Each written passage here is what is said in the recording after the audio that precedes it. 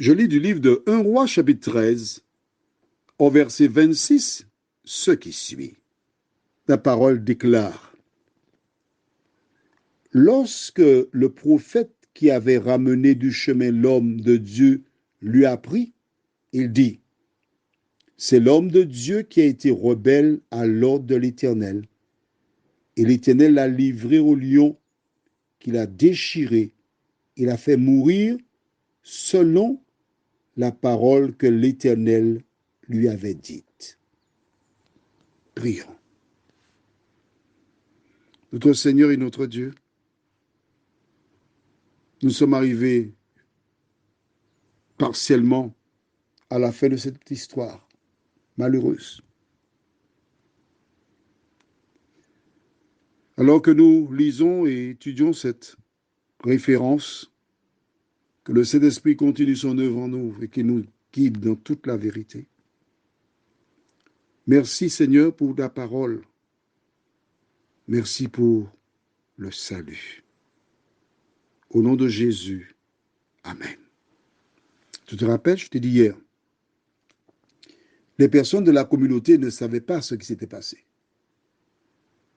Mais ils savaient qu'il y avait un lion, un âne et un cadavre. Et ils donnaient toute espèce d'explication. Ils parlaient autour d'eux, de maison en maison, jusqu'à ce que l'histoire parvienne au vieux prophète. Lui, il connaît la vérité. Lui, il est le poteau mitant de toute cette affaire. C'est lui qui a été un agent de Lucifer. Quand la nouvelle parvint à ses oreilles, que dit-il? J'aimerais appuyer sur quelque chose et dit, c'est l'homme de Dieu. D'accord?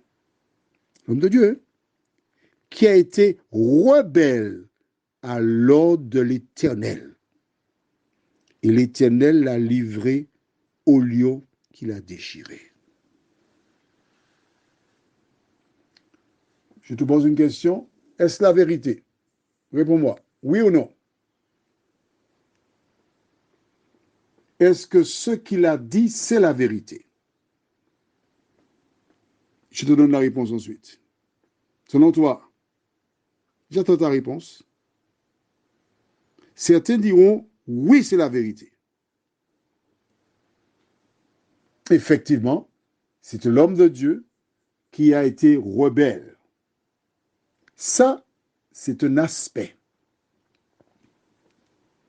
Mais là où c'est grave, et je dirais même, là où c'est très grave, c'est au lieu de dire, je lis pour toi, c'est l'homme de Dieu qui a été rebelle à l'ordre de l'Éternel et l'Éternel l'a livré au lion qu'il a déchiré. Au lieu de dire ça, il aurait dû dire, c'est l'homme de Dieu que le diable m'a utilisé pour le détourner de l'ordre de l'Éternel. Il s'est enlevé du tableau, hein? C'est pas lui. C'est pas lui du tout.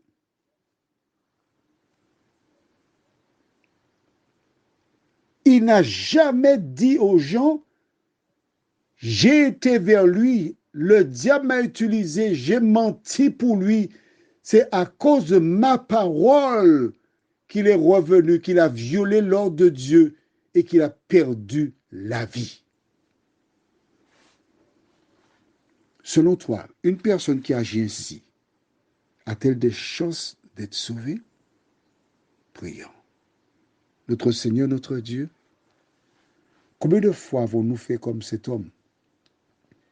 Avons-nous été une pierre d'achoppement pour les autres? Avons-nous cherché à détruire les autres? Combien de fois avons-nous mis des pièges devant les gens pour ensuite nous moquer d'eux, les tourner en dérision? Combien de personnes se sont suicidées? Combien de personnes ont tout perdu à cause de nos mensonges? Seigneur, de nous aider à réfléchir sur ce que nous faisons, ce que nous disons. Et aide-nous à vivre pour toi, pour ta gloire, au nom de Jésus et pour ta gloire éternelle. Amen. Je te souhaite une bonne journée, puis fais attention à ce que tu fais, parce que tôt ou tard, tu supporteras les conséquences.